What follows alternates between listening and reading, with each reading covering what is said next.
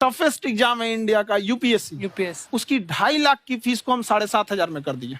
और सेम बहुत बढ़िया, वेरी गुड। और इंडिया के सबसे बेस्ट टीचर के साथ जो भी हैं वो अपने सब्जेक्ट में उससे बेस्ट इंडिया में कोई नहीं। और इतना के बावजूद ऐसे हम लोग को लगता होगा 7,500 बहुत कम है। एक लड़की ने कहा कि सर शाम वाले बैच को ना मॉर्निंग में कर दीजिए। हम कहे बाबू तो इतना सबके इंडिविजुअल से तो बैच ट्रांसफर नहीं, क्या प्रॉब्लम है? उसने कहा ना शाम में हमको दूसरे के यहाँ बर्तन मांजने जाना होता है। तो हम लोग को लगता है कि जितना ये तकलीफ इससे कई गुना ज्यादा है। और कई बार तो ऐसा लगता है कि वो भी ना ले। एक लड़का बेचारा नदी से बालू निकालता था और वो बालू को भरता था, फिर नाव बालू को किनारे लेके बेचती थी और वो बालू भरता था, उससे मेरी फीस ले आया। हमारा हाथ कांप गया, हम कैसे फीस ले लेंगे यहाँ पर। बहुत बढ़िया। उसी दिन हमने ये प्रण लिया था कि भारत का कोई भी बच्चा उसके सफलता में पैसा उसकी बाधा नहीं बनेगी, चाहे उसको जितना भी पढ़ना रहे यहाँ पर। क्या बात। और अर्चना जी, मैं इनके बारे में एक बात, खान सर आपके बारे में मैं एक बात कहना चाहता हूँ। इनका जो स्टार्टअप है ये बूटस्ट्रैप्ड है। अच्छा। मैं साधारण भाषा में बता देता हूँ, ये सेल्फ फंडेड है। इन्होंने अभी तक किसी और से पैसा नहीं लिया है। ये इन्वेस्टर के पैसे से नहीं, इन्होंने खुद इसको बिल्ड किया है। और बल्कि इतना स्ट्रॉन्ग स्टार्टअप है ये कि मैं कहूंगा कि अगर इन्वेस्टर्स को इन्वेस्ट करना हो तो मैं इंडोर्स करता हूँ ऐसे स्टार्टअप्स को।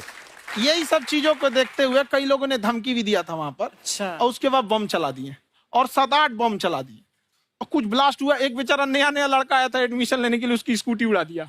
वो आया था, कहा कि सर हम तो पढ़ने आए थे, हमारा स्कूटी उड़ गया। हमारी ऑफिस उड़ा दिए सब। एक तो पास में आके गिरा और नहीं फटा वो।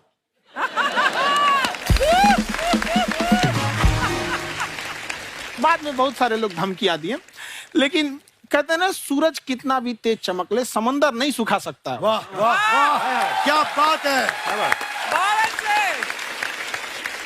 मैम एक्चुअली ये फीस कम करने का एक और रीजन है। 2.5 लाख 3 लाख की जो फीस में सब लोग पढ़ाई अफोर्ड नहीं कर पाते।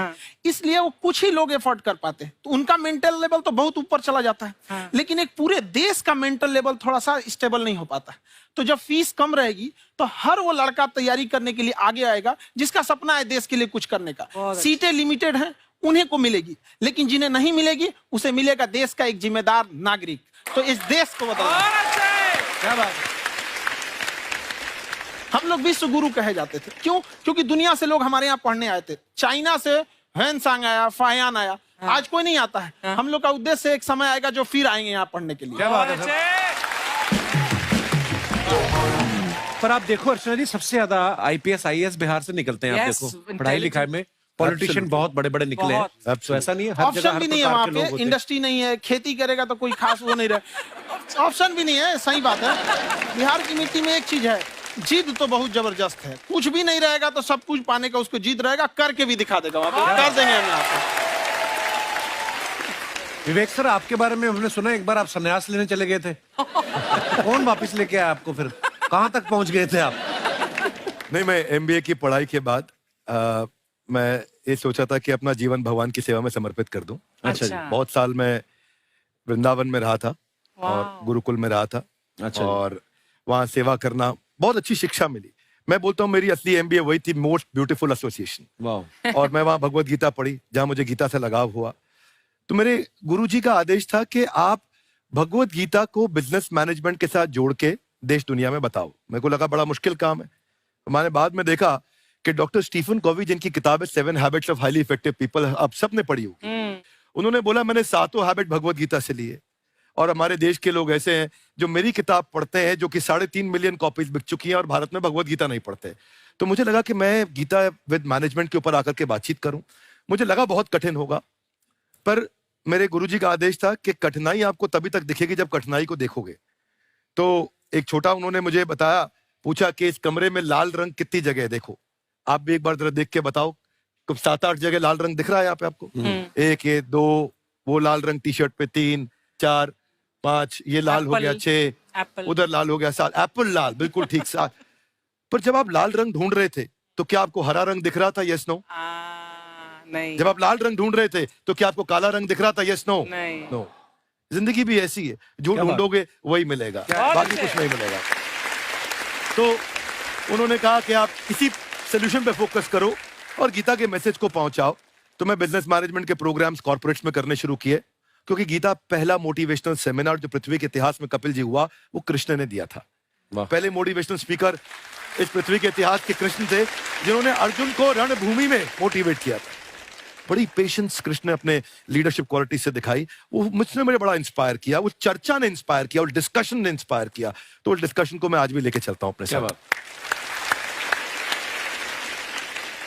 कहाँ सर, हमने सुना है आप 5 स्टार में रुके थे कल और नीचे जाके वड़ा पाव खाने गए आप रेहड़ी पे। एक्चुअली क्या है ना कि वहां जो चीजें सीखने को मिलती है ना, खाली पेट और खाली जेब इंसान को जो सिखाते हैं वो किसी यूनिवर्सिटी कॉलेज में नहीं सिखाया जाता। और गरीबी बड़ा बेशरम चीज होती है। तो कहते हैं कि मौत भी तू जल्दी आया कर गरीब के घर में। कफन का पैसा भी खर्च होता है दवाइयां खरीदते खरीदते। हाय हाय हाय, क्या बात है। और खान सर की खासियत ये है कि जिसको तो पढ़ना है, जिसको एजुकेशन चाहिए, वो तो इनका वीडियो देखते हैं। लेकिन वैसे भी कई लोग, जैसे अर्चना जी बात करी थी, कहती मैंने जब देखना शुरू किया तो मैंने बैक टू बैक इतने सारे वीडियोस देखे, क्योंकि आपका जो तरीका जो बोलने में, एक तो इनकी जो टोन है पढ़ाने में, और साथ साथ में जो ह्यूमर आता रहता है, तो उसकी वजह से और भी इंटरेस्टिंग हो जाते हैं आपके वीडियो। शुरुआत में हम लोग जब स्टूडेंट लाइफ में थे, या हम कई स्टूडेंट को भी देखते हैं, वो बेचारे जब थक जाते हैं तो आपका शो देखने लगते हैं। तो शुरू में हमको लगता था जब कि अरे यार हमारी पढ़ाई उसके लिए है, लेकिन पढ़ाई में थक जाता है, शो देख के नहीं थक जाता है। हाँ। तो हमने सोचा दोनों को मिक्स कर देते हैं। तो हमने उसको, और आज आपको पता नहीं हमने भी यही किया है।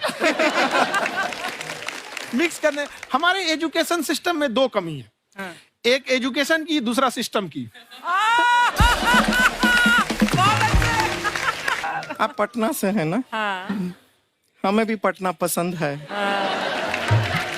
बस कोई पटाने वाला चाहिए। नहीं, मजाक नहीं कर रहे हैं। आपका जो चैनल है, हम दिन में 10 बार आपके चैनल को सब्सक्राइब करते हैं। अरे हाँ, और बेल आइकन तो हम इतना जोर से दबाते हैं कि बाकी यूट्यूब वाले बाहर निकल के देखते हैं कि ये कौन है जिसने इनका चैनल इतना जोर से दबा दिया बेल आइकन। बुढ़िया, तो शर्म नहीं आती है? आते ही फ्लर्ट शुरू कर दिया ना तूने। तो जाते हुए करते हैं क्या? विवेक जी नमस्ते। आपसे एक काम था छोटा सा, कर देंगे आप? ये क्यों करेंगे? नहीं, गुरुजी हमेशा अपने वीडियो में कहते हैं कि विवेक से काम लो, विवेक से काम लो। विवेक मतलब दिमाग से काम लो आप। हाँ, तो विवेक जी अपने दिमाग से ही काम लेंगे। बहुत दिमाग है उनके पास। ये देखिए, जो आदमी, आपको मैं बताइए, जो आदमी बिना फिल्म किए कपिल शर्मा शो में आ गया, कितना दिमाग होगा उसके पास।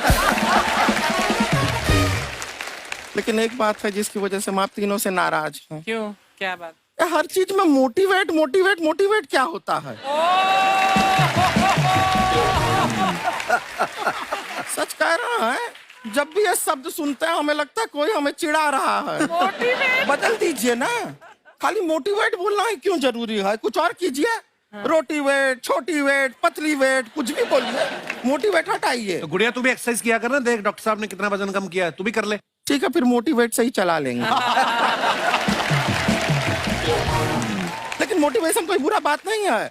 हमारे दादाजी भी वैसे बहुत मोटिवेट करते थे। हाँ, एक बार तो तालाब में डूब रहे थे हमारे दादाजी। हाँ। हमारे पास रस्सी भी था, ट्यूब भी था, फिर भी हम अपने दादाजी को बचा नहीं पाए। क्यों? क्योंकि हमने उनकी ओर तिनका फेंका ना, वही कहते थे डूबते को तिनका का सहारा काफी। नहीं लगा सहारा, दादाजी बुड़बुड़ बुड़बुड़ बुड़बुड़। गुड़िया, तू क्या करने आई इधर? अरे हाँ, हम क्या करने आए हैं एक पूछना था सर। खान सर, ये जो हमारा एक चाचा का लड़का है, उसको क्या है, थोड़ा पढ़ाई में प्रॉब्लम हो रहा है। तो 12वीं का पढ़ाई आप उसको अच्छी तरह करवा के 12वीं पास करवा देंगे आप? करवा देंगे, वेरी गुड, बात कर लेते हैं। हाँ, राम सरोवर, देखो हमारा बात हो गया है। ये 10वीं जो तुमसे नहीं दिया जा रहा है वो नहीं देना है।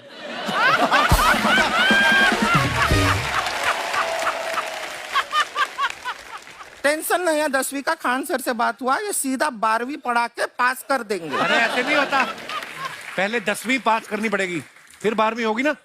ऐसा कोई जरूरी नहीं है ये सीक्वेंस। हमारे मौसा जी थे, उनसे ना 10वीं हुई ना 12वीं हुई, अभी 3 दिन पहले सीधा उनकी 13वीं हुई।